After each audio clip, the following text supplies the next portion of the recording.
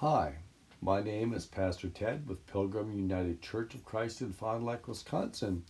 Today we are continuing our reflections on the book The Boy, the Mole, the Fox, and the Horse. And today, as we continue our reflections, we get to this really tender spot in the book where the boy and the mole are talking.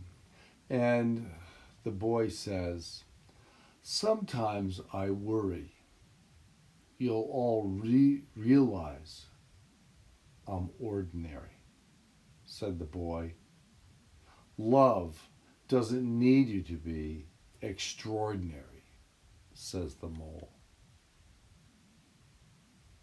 "Love doesn't need you to be extraordinary," says the mole. It reminds me of Garrison Keillor's sign off on Lake Wobegon, where he would talk about all Lake Wobegon is a place where all women are strong, and all the men are good looking, and all the children are above average. Isn't that funny? Christian Neff talks about the self-esteem movement and how important that has been for many people. The problem with self-esteem is that for us to have good self-esteem, we need to put ourselves above another person. It's a comparison where, my kids, my grandkids, whoever, are always above average. Have you ever met a grandparent who thought that their grandchild was ordinary or average? But if everybody is above average, well, that's a logical impossibility. Somebody's got to be average. Isn't it interesting that there's a fear of being ordinary or average? If I'm just ordinary, will anybody love me? Or will anybody like me? The thing about love is that love doesn't compare.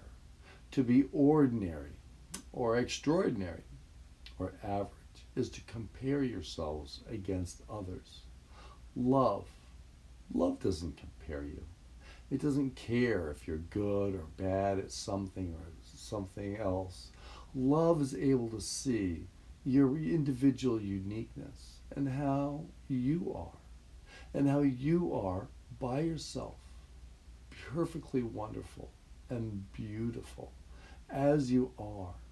And what a gift that is, that God made each and every one of us unique and individual. And there'll be never, ever be anyone quite like us. Love doesn't compare. Love just gives. And so love doesn't need us to be extraordinary. Love just needs us to be us.